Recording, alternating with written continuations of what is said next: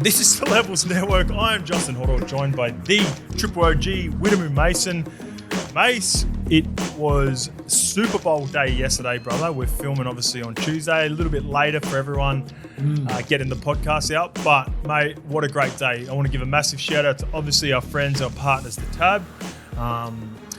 We were on board. I was emceeing the day. You'll MC co-hosting with me and the Grub, Josh Reynolds. And it was just a great day out on the boat, mate. That was a great day. Shout out to Dave and the OGs and the boys that own the boat as well. Yeah. They gave us a little private room where we could go and chill in between the quarters and watch the games. Oh, it was probably better sound, but it was a great day, mate. Yeah, whoever was involved in that, like the owner there, Dave, who I met, he's from West Wallsend, right? So that's what we locked horns there. I'm a Toronto West boy up in Newcastle. He's from Jesmond, West Wallsend. And all his business partners are from up where I'm from. They're about 10 years older than me, so they knew everybody that I knew up there. So it's just, and they're very, very successful men. They knew all your OGs. Yes. The guys are like 9 or 10 years older than me. Quadruple OGs. Yeah, man. They had some stories, mate. They were a wild bunch of boys, but great men. Yeah. Good, successful businessmen as well. Yep. I also want to give a massive shout out to NFL Australia, AUNZ, Culture Kings, Mitchell and Ness were a part of the day. Apologies from our Ticketmaster. Yep. That boat was mental, right? That was such a good boat, mate. I was just thinking of the potential. The potential of it. We didn't go anywhere, any of the 3 levels. Did we get the contact number for Dale? I think we should. I could get it. I could get Dave's number. We'll get the number because I reckon if we end up doing an event at some point, levels, you know, maybe at the end of the year, I think that'd be if you win a grand final and you want Mad Monday to be private, that's the place. You get on that boat. They have blinds on. Put the blinds down. There's no cameras in there.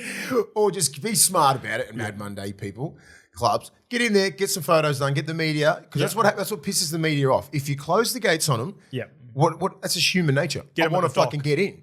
I want to get in. Yeah. You know what I mean? Get in there, film your little bit before you even get on the boat, and then they'll fucking leave you alone. Get them at the Otis Redding, Dock of the Bay. Yeah, get the all right, just mate. Get on there, do what you want. But yeah, what a great day. It was awesome. Yeah, it was awesome. The Chiefs beat the 49ers, though, in overtime, 25-22. We watched it closely while we were lucky enough to be watching it while we were in that room. Your immediate thoughts on the game? I think, going around on the boat, chatting to some people were a little bit frustrated by the first half. I love a good defensive battle anyway. And baby goat. Yeah, Paddy Mahomes. Yeah, he's the king. I only thought that I picked the Chiefs because of him. Yeah. And he just proved me right. If they don't have him, they don't win. They didn't look. Their defense was non-stop. The 49ers were non-stop hammering him the whole time until the last quarter, and everyone gets fatigued and you've got to play, and everyone's got to have the big play, him and Kelsey. They're the only ones that sort of, obviously this is from a layman's terms, right? They're the only ones who made those big plays. That last drive to even it up before OT, him and Kelsey going up and down that field, like it was crazy. You'd be shattered if you're the 49ers.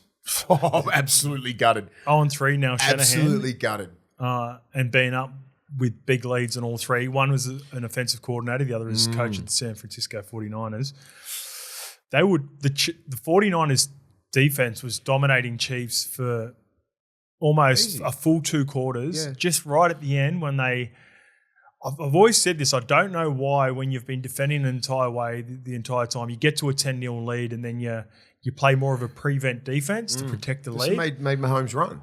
And then it opened it up a little bit more. They play a soft zone. He starts picking them apart and then he started getting a rhythm. By the time the second half had rolled in, they had a really good third quarter. Yep. And when it came down to those big moments, he looked so much more comfortable and relaxed than he did in the majority of the first 2 quarters. Just the brain on Mahomes to put that data in the whole 2 or 3 quarters and that different defensive zones and all that kind of stuff, and then just pick you apart on whatever you're doing. Like that is genius, man. He's they're putting all the big punters over there, not punters, but big analysts and everything. They're already putting him as nearly he's top 3 best QB of all time already. Well, it'd be hard not to argue. Tom Brady, then him, and then everyone else. It'd be hard not to argue right now. And look, I've been into NFL for about 15 years, but I know enough about it that he's not a clear-cut number 2.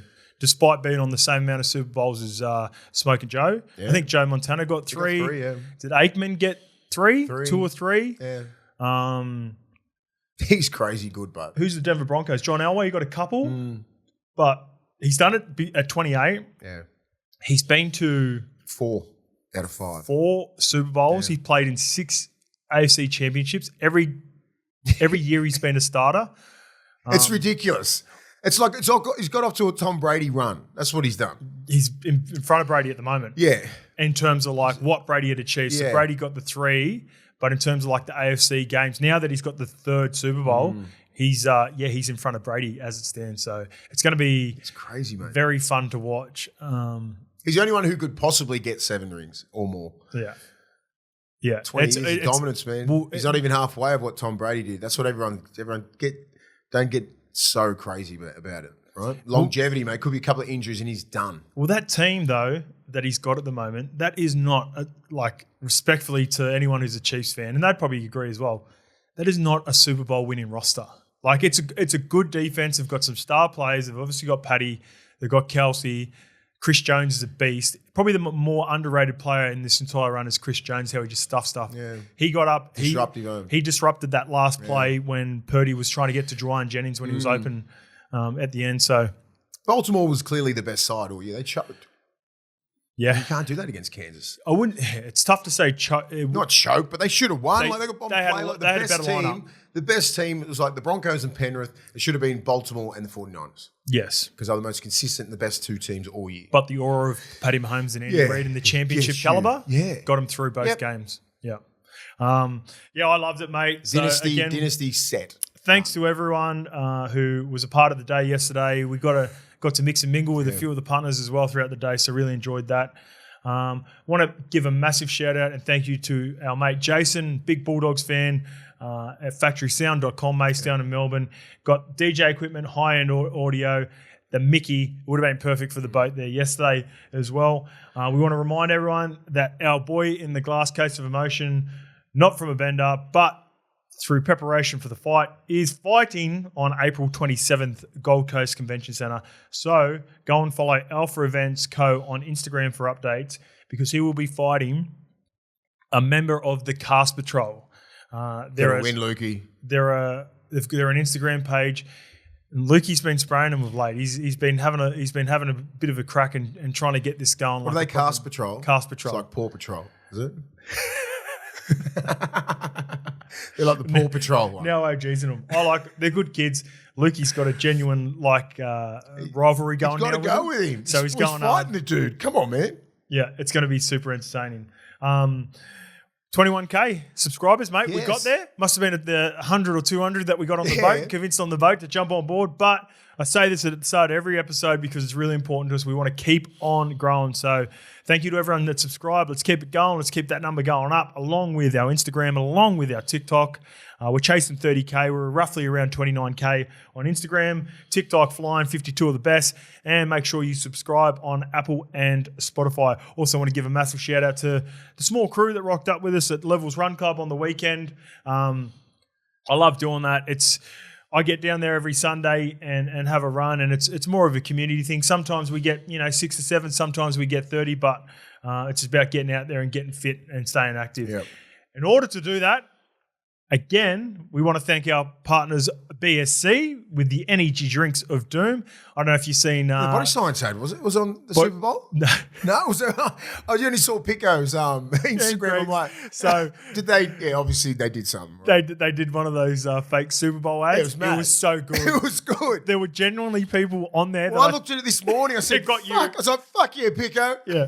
Like, I didn't write to him. Yeah, they did a little edit of Paddy Mahomes and Travis Kelce pointing up and clapping it was to mad. the body signs. Well it was such a good ad. BSC energy drinks, not like it needed the advertisement because it's the best in the game because it's the ultimate solution for boosted focus and mental performance. 160 grams of caffeine, clean energy, boost to power you through the workouts. And I dare say, even jokes aside, Travis Kelce and Paddy Mahomes would have been pumping him before the game. Yeah. I'm just thinking, what are they doing right now? You're in Vegas. You just won the Super Bowl. So the Super You're still Bowl going somewhere. We're filming this at 8 o'clock in the morning. The Super Bowl was at 10:30 a.m. yesterday, their time. They're obviously still going. Mr. Pfizer will be going hard. Fuck, I wouldn't be stopping. How long you? So if I got the keys to Vegas. Yeah. Right. Just won the Super Bowl. Can I ask you one question? Fucking good luck. Wait, you won the Clive Churchill. Yeah. and the grand final in 2000 for the Bulldogs, and you had to go back to Belmore. Yeah. Now, you're playing tight end for the to Chiefs. Belmore, right? Respectfully to Belmore. Respectfully. But we've Love you, heard all the Belmore. stories. Great stories. Yeah. You found your way to Coogee. Yeah. Now you're a Super Bowl winning champion, back to back. You're playing tight end. Yeah. Patty Mahomes is your quarterback, and you're in Vegas. What are you doing? You can't even put words. I've been to Vegas a couple of times, right? And you could just get fucking lost there for days. Lost. That's what's happening. I was speaking to someone. You just lock in with a couple of mates and then just go. Obviously, there'll be nightclubs and everything going mental. You'd have your own little bit there, and it just wouldn't shut. And you're not leaving. I spoke to someone the other day about Vegas because we did 5 days. Remember we were supposed to go in 15 and we had something on. You ended up pulling out of it. But I don't remember a single nightclub. It's just all a blur. And to be fair, I was at the back end of a stage trip as well. But those 5 nights were way too long. And at one point I thought I was seeing ghosts. It's a wild joint, man. I remember, just say we're going to Vegas in a couple of weeks. Yep. I know a couple of guys on big junkets and all this kind of stuff. And, Willie, you going to Vegas? I said, yeah, I'm going to Vegas. Oh, I'll be mad because he's a massive fan of the game and plays. He goes, it's going to be so wild for the players. I said, no, it's not. No, it's not. It's going to be wild for me and you. Yeah. And whoever we're rolling with. We're retired. We can do what we want. These guys are under so much pressure. No one's fucking going out after the game. That's a good point. The media are probably staying all at the same place. We're all probably staying at the same place. They'll be all around the hotel, scattered, trying to find some fucking negativity before round one. Nothing better than the NRL media, right? And Souths have got the bye, right? They ain't playing the next week. Ooh. So what the fuck are you going to do? So just say if you're a young 20-year-old, possibly haven't even been out of Australia, your first trip is Vegas. Just because of old COVID, all that sort of shit 3 or 4 years ago, you're about 20, 21, you just made the NRL. You're in the squad. Yeah. You know what I mean? And you play in your first NRL game and then you got the bye. Here's what I'm doing. That's a great point. What do you do? I didn't think Does your coach go, your boys are allowed out? Or you fucking cram them in the room and it's like a bunch of crazy dogs in there just going, I want to fucking get out. Yeah. That's what coaching is like. If you've got Wayne Bennett or someone there, he would know what to do. Priority, go over, get the win, tell all the boys I'd address it straight away. Yep. And now, leading into it, here's the plan. We're going to go over there. We're going to get the win. Yep. Well, they're not going to get it because they're playing Manly, but that's their mindset anyway. We're going to go over. We're going to get the win. And then we're going to have a good time regardless, no matter what. This is what I'd say to them. No matter what, we're going to go and have a good time. I'd send 2 security guards with them, one to watch them if anyone's playing up at all. And this is like the security guards have got the license to punt any player, send them home. Then that's how I'd be rolling it. One big dog staying there with them, watching them the entire time. And then because you know what it's like over there.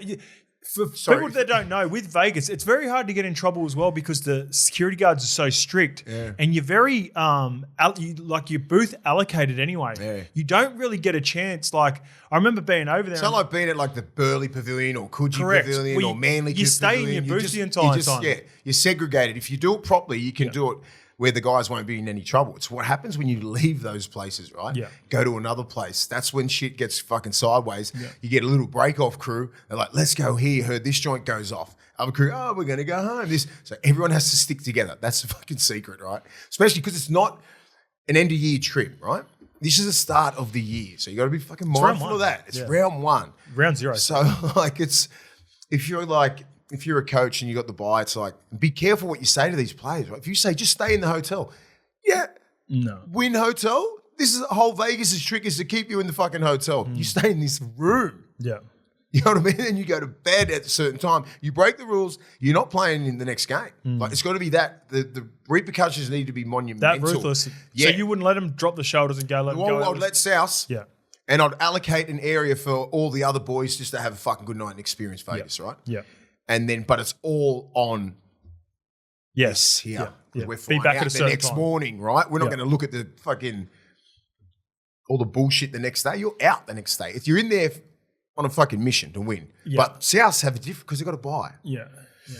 I know. Yeah, that'd probably be the trickiest team. And it's the media that's going to be there that's want to put something negative on there. Well, the media, we're now on the other side, and we've had a few good nights now. We've been with the media.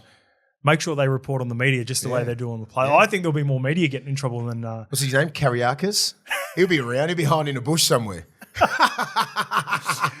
He'll be doing that, trying to get some exclusive. Danny Wilder will be over there. I'll be with Danny. Do you reckon Danny will be there? Danny will be there. With the Fox Sports gang going to be there? Yeah, hopefully they're not there on a negative sort of... No, as in like...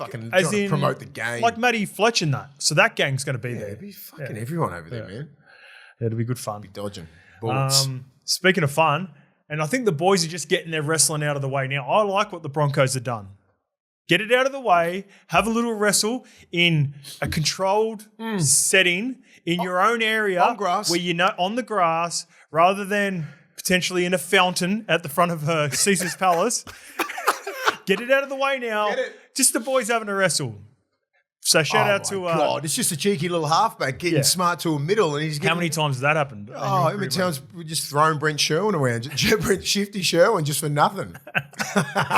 That's all it was. There's nothing in this, right? I think like little Reno's gotten cheeky to Carrigan. Carrigan's fucking got the underhooks in, and all they've been doing is wrestling and contacting, fitness and fucking running around since fucking November. Shit happens when that's why they limit the piss when they're training so hard, because this shit happens. Yeah, there's boisterous boys, mate. We're not private school boys or anything like that. Yeah. We come from working class. Get these guys out. This is what happens. And you know what? Especially when you've been training so hard and you've been off the piss for so long. Strong. As soon as you have a couple of schooners. Testosterone's flying around. You're a fucking young man, you know what I mean? Like, I expect this shit to happen. You're talking some shit in wrestle the other day. And Ren would have been cheeky little fuck. So Ren would be the sort of guy when their backs are doing forwards, like doing kick catch or something, and the forwards are doing wrestle and you're watching them and they're bashing each other, be talking a little bit of drill. Yeah, he's just kicking over to Cobbo and then all the middles are doing like fucking Malcolms and wrestling and shit. It's just like... Little Mr. Vena, the boys will be boys. Play on. All right, mate, let's get to... We're just going to do a bit of a mailbag. There's not much happening. I've got a few results from the trials from over the weekend, but I've got a few more questions we'll get to. And then we'll get to the 2024 Harvey Norman All-Star squads. We got the Indigenous All-Stars. We got the New Zealand Māori All-Stars. There are a few little tweaks to the team, so I'll run through them. And then I want to get your favourite New Zealand Māori and Indigenous All-Star OG and more sort of current, like we'll go OG pre-Super League and new current NRL era, 98 and anywhere in that range. So before 98, I'm probably thinking... We'll get that at the end. We'll get that at the end. We'll finish off with that. So a little teaser. All right, let's get to this one. This is the back off the North Sydney chat that we had last episode. This is from GK. Bring in the Coastal Bears. They can share their games across North Sydney, Central Coast and Perth.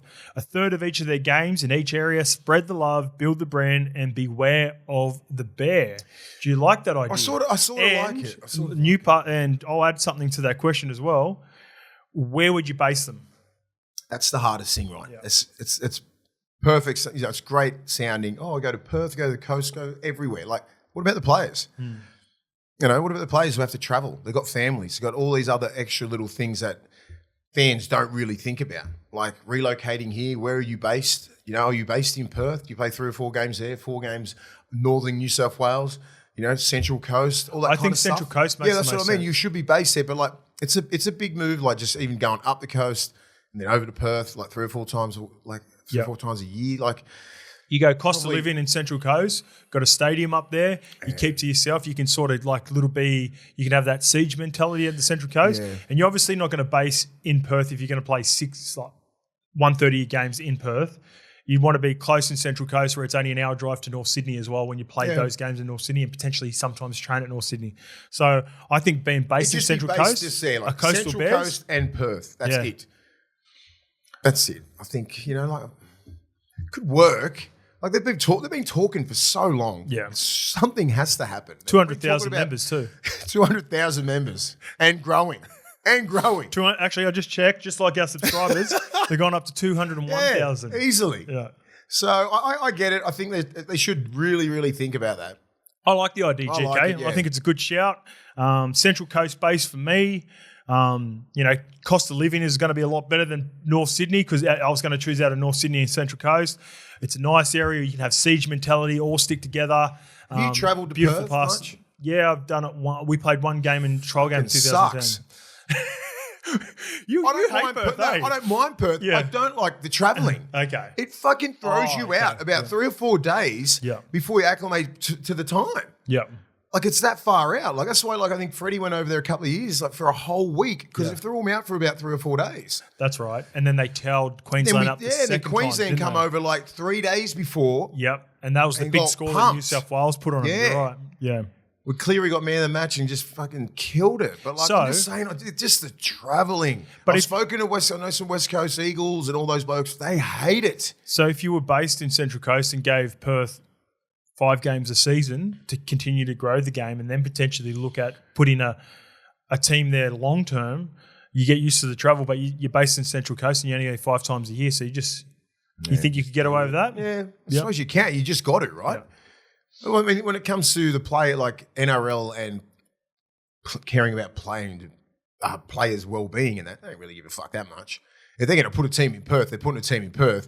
You deal with it if you want to play NRL. That's just the way it is. I'm just looking at it as a player's perspective, travelling and all that kind of stuff, talking to some West Coast Eagles, Nick Nanu in But that. they've also done it and won They're used to it. They're used to it because it's been going on there for like 50 years they've been travelling. So there's a method, to You know what they'd have to do if they did bring someone on board? You want someone part of West Coast Eagles to be on board and talk to them about like what the travel was like when they were winning flags back to back. Yeah. You really have to bring someone on like that because they're used to it. So, I mean, it's definitely something they should look at. Yep. Building a team in Perth, they've got it right. They just keep talking about it. Something the coast, something here. The coastal bears. The coastal bears kills three birds. 3 maybe. I'll just cut the other coast out. Like, just stay in the Central Coast and then go to Perth. We can't be fucking Central Coast and have the whole East Coast. Yeah. So you don't like North Sydney as well with it? You just want Central base Coast it somewhere. Yep. North Sydney. If it's North Sydney and it's based on the Central Coast. Yep. Call it that. Okay. Sweet. All right, this one's from Paul Barnes. This is one specifically for you, Mason. I loved it. Hey, boys, love the work. Question for Mace. If you played today with its emphasis on sports science and creating peak athletes, would you be better? Would you be a better player, or would everyone else get to your level? So I think there's a few layers to this question. When you were coming through, you came through at a time where the participation rate from Pacific Islanders in particular probably would have been closer to around 15, 20%. Would you say? No, it's like 5%. Was it lower? 2000, 5%, yeah. So now we have representation of over 55% last time I checked. You got guys like Payne Haas's and Tino Fasuamalawi, but there were Islanders, big Islanders and Kiwis that played in the front row but probably didn't have your speed and athleticism now like the Paynes and Tinos. Like you had big Paul Rahihi, you had big Jerry Sisu. Tony Pulatua's pretty good. Tony Pulatua, Tony's a good example like you. Joey Nullivel. How do you think you'd go now with all the updated sports science in the game right now? And where do you think you'd see yourself? Yeah. Probably. I'd love it. The amount of coaching and information that these young men get, right? Just watching Ciraldo coach and, Bellamy and all these other great guys and the team that they've got surrounding them. Like the amount of the weights and the explosiveness and speed training and like nutrition and everything, age of information. You've got so much there. Sports science here and there. Like, it's so crazy what you could have been, like what you could be, right? The information, like just say defensively, that I know now compared to like when we were playing, it's fucking chalk and cheese. Yeah, we knew how to hit. Now. Yeah, we knew how to like hit, but like defensive systems and everything like that, what's put in place is like next level. Yeah, like if we had that information back in like the 2000s, 2002, you'd be fucking so much better. We were taught to hit, discipline, be tough, all that kind of stuff, but like the real like little things that Ciro understands and all these really great defensive-minded coaches do, it's crazy. I learned most of my defense when I was under Wayne Bennett because he was defensive-minded coach all the time. Yeah. What were some of the main sort of techniques do you think you got from Wayne that are still that you see in the game today? Oh, well, he'd always start from the inside. Just say if I was going to try and just say the ball's coming from there, I'm trying to get you, I'd be on your inside hip. Yeah. Be tracking your inside hip, like here, and then going out. Instead of being in front, I can't be in front of you because you can use your left or right foot or just like bull rush me, right? Yeah. So you got to put him on one shoulder. Give him two options instead of three. Like if I'm tucked on your left side here, if you come off your left, I'm cracking you. Yeah. So you can only go overs or run straight into me. Yeah. So it's about putting them on a shoulder, right? Yeah. Little things like that. That's still relevant today? It's so relevant today. That's all they do is they come from the inside and then they fucking track inside hips and they try and push you over, right? Yeah. That's why it's so hard for middles and guys like Tino and Payne Haas make it look fucking simple and Fanua Blake because they pick the cues, right? If a guy comes, that's why always the younger kids get taught coming straight off the line, right? But you got to be coming straight off the line off an inside hip, right? You come straight off the line straight at this guy. I can't do that to Fanua Blake because you fucking elbow in the face or Payne Haas or Tino or footwork because these guys have got footwork and they're fast. Yeah. So you got to be like, so they'll get a little bit wider at B and C and then footwork into like the 4-man. And it's like, it's great. I love all that shit because that's how I used to play. Yeah. And you got guys like Marco Mealy, don't give a fuck. Yeah.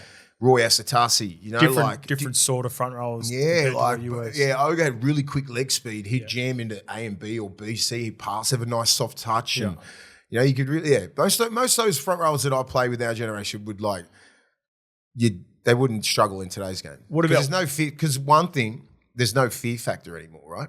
So before fatigue, because of the fatigue. Yeah, with the fatigue so much, but like there's no like.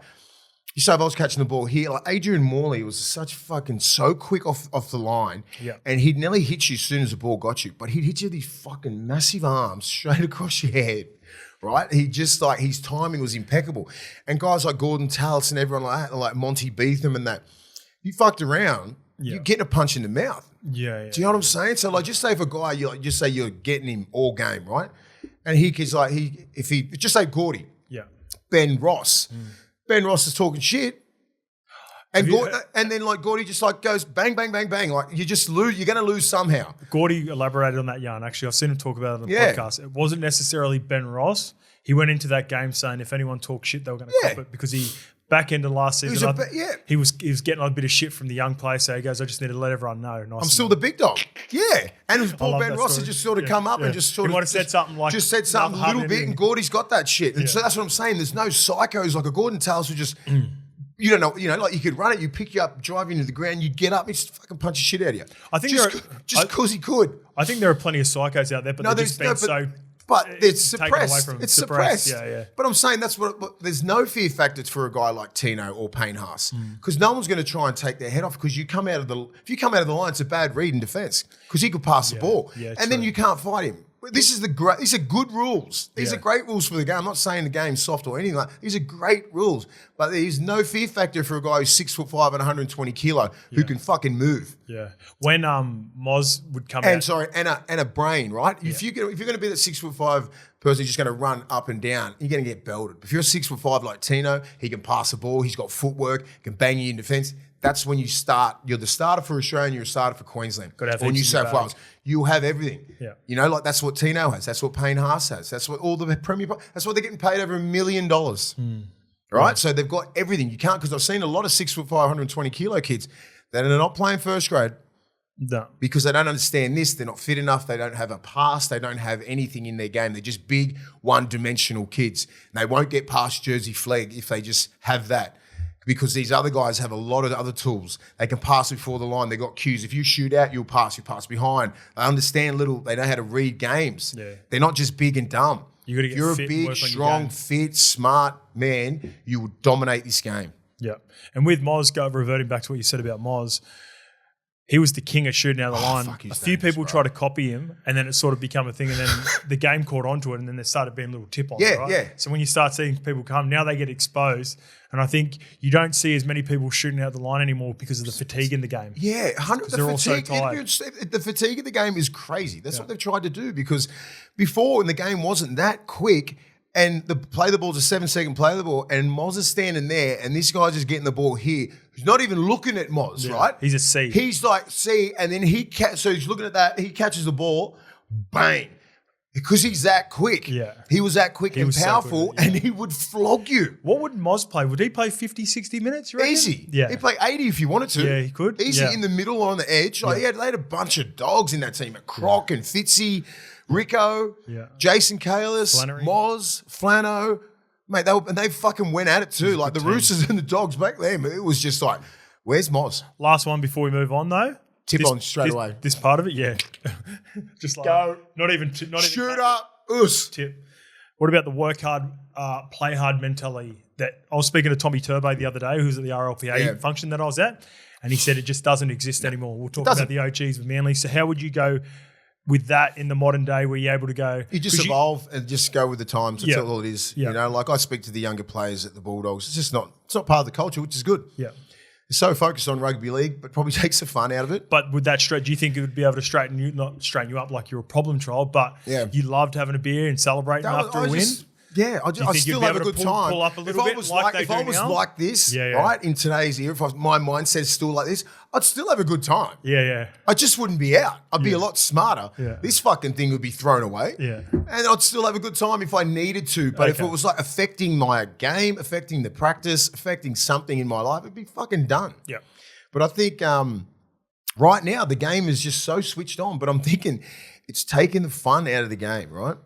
I think it's just slowly becoming a business, fastly becoming a business, right? Yeah. I watched SG Ball. I went up to Cessnock. Shout out to Cessnock, the great Jones boys from there, on the weekend to watch our SG Ball side. Yeah. And I've never seen like more pressure on young kids, man. Yeah. Like when I was in that so SG Ball is our Jersey flag. It's 19s now. I'm like, that was nothing but fun for me. Coming through the grades. Yeah, but you were speaking about last week about the pressure that I'm like the pressure. Felt, I felt the pressure, but I'm like, I don't know. It's just a different sort of pressure. Yeah. Right? I felt that's pressure on myself. Yeah. No one in the stands or anything like that, filming you and all this sort of shit, and watching video and critiquing your game and all that sort of shit. You know, I'm just like, God, there's like first grade, all Newcastle first grades over there, like Danny Badiris, I saw it, like all the greats over there. There's Bulldogs play people here. There's fucking selectors in there. The people are filming. Yeah. You know you're close to. That's a big part of it. You're fucking right there. You can smell it. Yeah. Like I'm a year away, 2 years away potentially for being in a full-time squad if I play good in SG Ball. You know, there's kids in those SG Ball squads that are in the top 30 in some teams. Wow.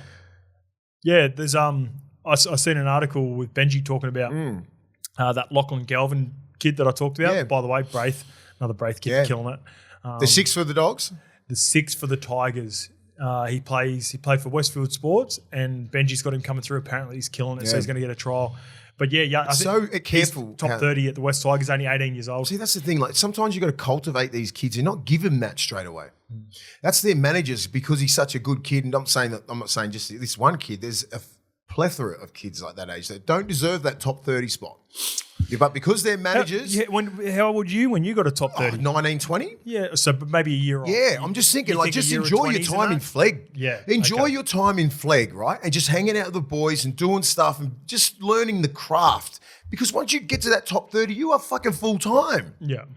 Sometimes it's too quick. Takes the fun away from it. Yeah, that's what I'm saying. It's taking the fun away really quick from these younger kids that are just coming through the grades, having fun, just learning your craft. Be serious about it, obviously. You know, like you're not doing stupid shit, but like not being full time is not the end of the world because they compare, this kid's full time, he's 18. And managers are trying to get more money because there's more money to be in the top 30 than being in this other squad, right? So it's about 120 to be in minimum wage now. Yeah. Minimum wage is 120. So you're like, it's better money for you.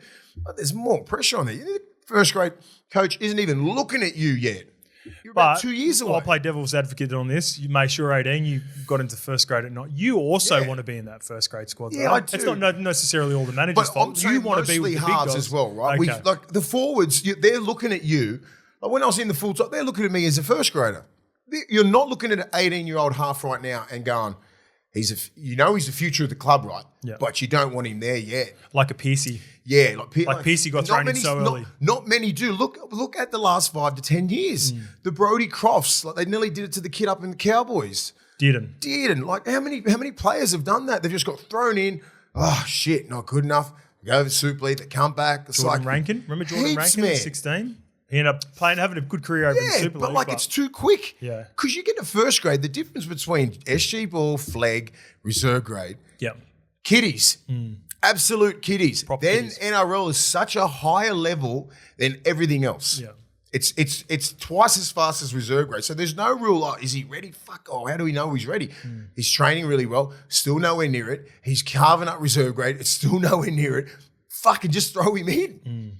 We'll see. We'll see. Sink or swim. Some kids are made of it, some kids aren't. Yeah, exactly. And I just think they rush these young kids sometimes, especially halves. Yeah. Forwards, you know they're ready because they're physically ready. You just got to get in here. Yeah. But young Mentally, kids, like there's a young kid, through. Mitch Woods at the Dogs. Yep. Absolute going to be a superstar.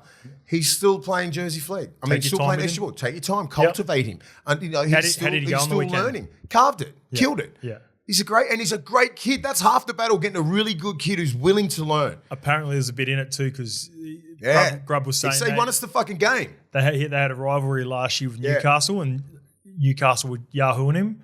So he had a real point to prove. Grub said he had a real point to prove in this game. He won him the game. Yeah. He won him the game. I love so that. he'd be cheering. All right, let's stay on a couple of ex-Bulldogs, mate. This one's from Luke Nichols. How do you reckon Franklin Pele and Jaden Okunbor will do in the Super League? They're playing for Hull FC, I believe. Franklin Pele is going to destroy Super League. He'll end up back in the NRL if he keeps working on his game, working on himself. Yep. Goes over there and just plays consistent. First He needs top to just keep league. getting minutes, right? Minutes. Play over there for 2 or 3 years, bang out 60, 70 in the middle, and then come back. Yeah. Get your mind right, because he's a physical freak. He's the guy you're talking about where he's got all the attributes, he just doesn't have the engine. Yeah, there's a 6 foot 120 person there. Yeah. What's the difference? The engine, the IQ. But he's got silky skills. He's got it all. It's just that get fitter. Yeah. You know, get your mind right. Get ready to come back and be 25 years old when you come back. You're probably in your prime. Okunbor are the same. He's just like... I think Okunbor's a guy that would go there and have a good 5 to 6 year Super League career. Carve it. Yeah. He's big and strong and fast. You know, he just... Because the NRL is so fucking hard. We put him in the back row last year. Yeah. I think he'll be back row moving forward over I there. think so as well. But he just come from the wing from 4 years on the wing to the back row spot. Yeah. And he did quite well. He did all right, didn't he? Did quite well. So I think those two, great buys for Hull. Is it FC or KR? They're at FC. FC. Great buys for FC. Yep. All right, this one's from Gregory Richardson. Before we move off Super League as well, shout out to Wakey. They beat Siddle. Peter Siddle? 72-6 or 66. Close. 66. But hey, you know what? It's basically, you know how the Challenge Cup works. Yes. It's at the early parts of the Challenge Cup. It's when we batted Batley. I believe because Batley is championship, I think it's like the local club teams because under the championship. They play all the grades come through. So it was massive. Like playing Coogee Dolphins if you're fucking south. Similar, yeah. It's like playing St. Mary's. It could be like St. Mary's playing fucking Newcastle Knights. Oh my God. Yeah. So should be 72. Shout out to Siddle. It was a great occasion for them. They got to play at their home ground against basically a Super League team. They have been relegated, but they're a Super League team. Wakey and they'll be back up. I think it's great, that Challenge Cup. Yeah, just so do I. They get the experience of playing against some of their heroes. Imagine if South did play like a St. Mary's or something like that. You got to play against Latrell. Yeah, that'd be sick. You got to play against Cody Walker. You're like, fuck, let's go. Right. I might even make a return to Belrose Eagles and see if I can get play against the first graders again. Up in Queensland, man, how many country little cups are going up there? Yeah. They're going to play against the Broncos or the Queensland Cowboys. Cups roll in, maybe I wonder like if they ever thought Ron about Massey. that. Have we ever thought about that? I don't think so. It's never been talked about. You know, it would be like too much footy. Yeah, it would be. For the players. It would be. That's all it is. Because you'd be playing your reserve grade side. Yeah. It'd be disrespectful to everyone. Yeah. All right, mate. This one's from Gregory Richardson. Hey, boys, L1 since day one. Pardon me. L1 since day one. Massive Penrith fan here. Just wondering what you boys think of how the last 3 years have gone, even with winning the comp, but they have had hardly any injuries. Just wondering if the training is different out west. You know, one thing I do know is they train the hardest out of anyone. Facts. The hardest. Yeah, and I've heard that as well. From a lot of these coaches are in the system now implementing that into all these new clubs. So they rip in every fucking week. It's wrestling twice a week. They're aggressive all the time at training. Iron sharpens iron out there, and that's their ethos. Yeah. And look at it. I've said this before as well. I think there's less chance of injury with the harder you go. Yep. The more injuries I've had at training in the past have been when you're going 60, 70%. When someone doesn't want to be doing a wrestle session or we're doing some contact or a pose, someone runs in a little bit 50-50. I'd prefer to just go as hard as possible. Yep. And again, it's got to be a massive shout out to the facilities that they got. Yep. Because I've trained at fucking Manly, for example, when we trained at the fucking How bad was bit of a Manly? goat track there at Narrabeen, respectfully to the people that look after that field. But there were potholes on that fucking field. When I've been out, I've seen the new facilities out at Penrith when my dad was helping out there the last couple of years. It is top notch. Their attention to detail. A great point, which Gregory brought up. 3 years have been in grand finals, so they've played a lot of footy. They've obviously had a couple of big injuries to Jerome, shoulder injury, contact injury though. Naif's done his groin, but he's probably got the best excuse to do a soft tissue injury with the amount of footy he plays. He plays World Cup. He's always on the ball. But to keep predominantly a lot of their players fit, and also with this documentary that's coming out too, looks unreal, the Panthers have done. I feel like a lot of their boys play injured as well. They've got some dogs out there, man. They've always got their best squad available at the end of the year. Yeah. You know what I mean? That's shout outs to Good their coaching. S&C and their coaching and everyone around that whole group. So, yeah, it's not a fluke. Yeah. You can't do that 4 years in a row. Get to 3, win 3, have all your big dogs, keep losing players, and then they just keep slotting in and just keep doing what they're doing. So, well done, Penrith. Yeah, it's crazy. Systems coming through. I've seen how competitive. I want to watch a training. Like I said, when I picked up my dad one day, and it was the under-21s versus the New South Wales Cup side. And I was trying to figure out who the players were because I was looking at it going, all of them look like first graders. I thought it was first grade scrimmage. And I was like, I can't see Nathan Yowie in that anywhere. I was like, it's their flag side. It's their fucking under-21s. It's crazy. Crazy, isn't it? They're big boys out there, man. Such a good system. So shout out to everyone that's involved with it. Specifically, and it's a really big part of, I've said this, if I was ever to take over, I'd said this last year to you at the end of the year, mate.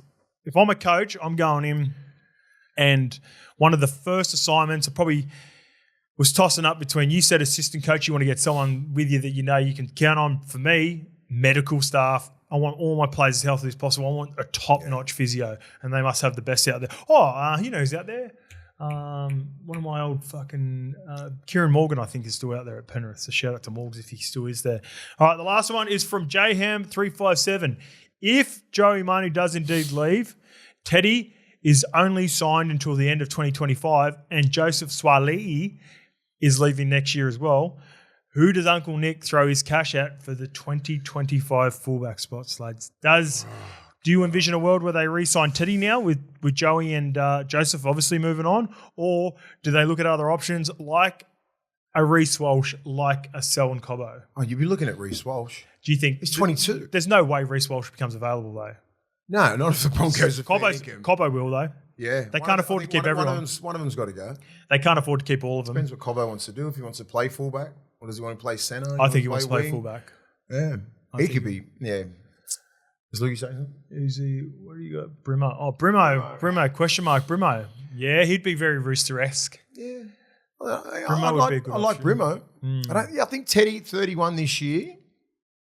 So he's probably got 2 more years. He'll be 33, 34. I think he's got 3 more years in him at fullback. Yeah, so I think the obvious answer is Teddy. Yeah. If there was a player to sign outside of Teddy, just say if they do. Reece Walsh. I'll be going for him, as if they'll be not going for him. Of course. He'd be option number 1 for every single team. I think everyone but probably Newcastle would want to sign fucking Reece Walsh at the moment. And that's even including probably not South, probably not Manly. Yeah.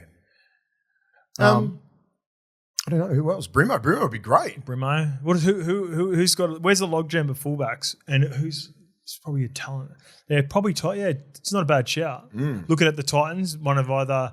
They've got to make a decision soon. It's got to be up north. It's got to be either whoever doesn't get signed at the Broncos, Cobbo or Walsh, or looking at the Titans 3, Keno Kinney, Jaden Campbell, and AJ Brimson. Because one of them.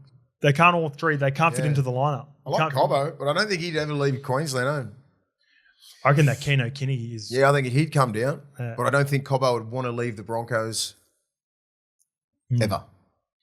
But who knows? Uncle Nick has some very special ways of getting some players that he wants. And if I'm selling Cobbo, his best... I believe that he wants to play fullback. He's never going to play fullback. If he wants to play fullback, he's got to leave the club, right? When do you leave? 2025. Yeah. Get the bag, son. All right, mate, let's finish off. There's been a bit of update. I'll just run through the scores from the weekend too. Speaking of the Broncos fullback Tristan Saylor has once again proved he is too good to be stuck in reserve grade after standout showing in a 26-16 win over the Queensland Cup Feeder Club, winning Manly Seagulls. I watched a bit of that on YouTube.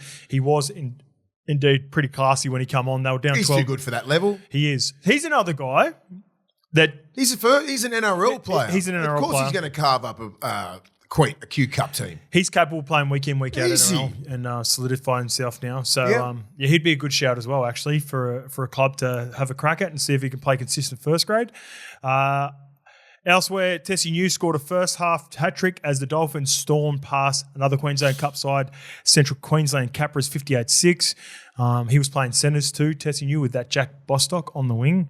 And Manly thumped reserve grade South Sydney side 68-6. But Luke Brooks looked really good. I was speaking to Ches. Benny Travojevic looked really good outside of Brooksy. I spoke to Ches about it, and he was just like, mate, basically played reserve graders and was playing it down. But I said, at the end of the day, we've been involved in those games. Run those lines, man. They can still defend. No, but my point is, like, when you play those games, sometimes it's harder for the team that's got more of the players in the trial system to go. Those kids have got a lot to play for. Correct. You're not going in there just go, oh, yeah, hey, Brooksy, just go run through us. Benny, run through us. And just say the scoreline was 24-6, you'd be disappointed. So if you do get the 68-6, that's what should have happened. Okay. But you still got to play like that. So shout out to Manly. Pre-season champions from last year too, so they're looking good for this year. All right, it's a thing. It's actually a thing. The squads have been updated for the 2024 Harvey Norman All-Star squad. So coming in from the teams from last week, Brian Kelly, Kyle Labart from the Cowboys, and Zach Fulton, Mudders Fulton, have been added to the Indigenous Men's All-Stars teams, while Jojo Fafita and Keenan Palacia have been added to the Maldives Men's All-Star team. So fucking couple of, like, Labart and Brian Kelly, good additions, and so are Jojo Fafita and Keenan Palacia. Like, you think about guys that dropped out, some good players coming in. So I'm looking forward to this, Mace, which brings me to our favourite Indigenous and Māori OGs. Let's go our OGs. OGs, Cliffy Lyons. Oh, I was going to go Cliffy. Yeah. Current NRL, Mango, Matty Bowen, JT, Jonathan Thurston, and Greg Inglis. Yeah. Three of my favourite boys, man. They're close friends, got to play against them, with them at every level. Man, I don't know who to pick out of that. I can't go past Greg Inglis, just watching him play. Yep. Go and do yourself a favour, watch Greg Inglis's tries for his whole career on YouTube. Don't watch his highlights on Fox Sports. I'm on one of them as well.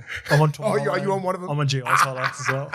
Kick return. Fast forward, but kick return against Para. Unbelievable. Rennie was an athlete. What a human. Rennie was on my inside. Rennie's fault. And he's told me this story where, because I get dusted off him, he gets the big bumper bars up. Rennie was like running next to me, and then he seen GI picked it and started to run towards. He just slowed down a little bit and isolated me, and I got to happen. Greg Inglis, prime Greg Inglis, I've always said it, like, he's the best outside back who's ever played the game. Yep. All right, OGs for me. You took Cliffy. I love Cliffy. I'll go Gordy Tallis. And for my current player, you went away from him, so I'll take him. I'll take the half. I get my half. I get JT. I was lucky enough to play against JT. You obviously played teammates with him at every level. Yeah. But just the competitiveness that he plays with, he's up there. All right, let's go New Zealand Māori. Māoris. I love Warangi Kupu, man. Yeah, Kupu. Yeah, like, I played against him in 97. Yep. When I was in the Australian junior Kangaroos, and he was in the New Zealand one, and he had long hair, man. Like, he was big, jacked up. At Ali Lauatiti, Clinton Torpy, all these brothers, man. We end up winning, but it was fucking one of the most physical games I've ever played. He was scary, bro. He was slept on, eh? Like, I don't think the average fan a few fucking bad injuries that really derailed his career to play more tests and everything for New Zealand. But dude, that guy is a class act too off the field. Yep, legend. But like, what a beast on the field as well. But scary when he had that long hair. I don't think he had long hair in an NRL. I'm not sure. No, maybe early. I reckon if you go 98, 99, 2000s, maybe. Did he have like the braids in that for a bit as well? Full long hair down to here. Like proper Māori sort of style, man. I feel like he got it braided at one point. I could be wrong. Maybe, but it was a scary looking man when you're 17. Yeah. Ali Lauatiti, massive afro, Clinton Torby, they were big. Yeah. I don't know how we won. Current? Oh, current. Right now in today's game? Wow. Or NRL. I like Bully, right? Isaac and they're only just a little bit, like probably 10 years from each other. Yeah. Isaac Luke. Yeah. He personified how the Māori, the tongue out, everything like that, playing against him in a lot of tests.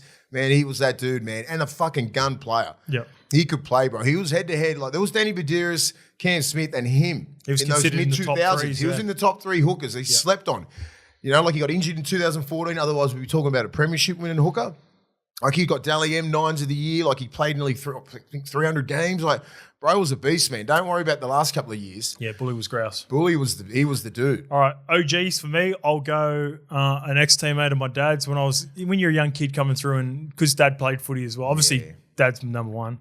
But if I had to pick away from Dad, I loved wingers and fullbacks and that, because they'd be scoring tries when you're a kid. That's the thing you notice the most. Sean Hoppy. Yeah, I love him. I think he was 1995 Winger of the Year, Dally M Winger of the Year, played at North Sydney, come back and played at the Warriors, played 15, 16 tests for the Absolute Kiwis. gun. Only played, represented, I believe, the New Zealand Multi once because they didn't have the games back in those days. But Sean Hoppy was nice, man. He was silky. Good, man. Like, he's world class. Yeah, he was a world-class winger. Yeah. Yep. And my most current player, it's sort of from the old era, but he flowed into the 98 era. Can't go past Stacey Jones, the little general in the middle. God, I forgot about Stacey Jones. Yeah, go Stacey, yeah. Shout out to Matthew Ridge, all those blokes, man, pioneers for the game. Your old man, all those guys, man, tough humans, man. Some good players, some very good players. It's a big game for our culture, our people, and I think for the game. And even you, Mace, being of Tongan descent, you understand the importance of these sorts of games culturally. Love it, mate. You can't miss these games, man. I'm really looking forward to it. I will have my updated multi on Thursday, and we'll have some more team news for the start of preseason. The NRL preseason starts officially Starting to get it. this weekend. Starting to get real. So let's get into it. We'll see you Thursday. All right, see you guys.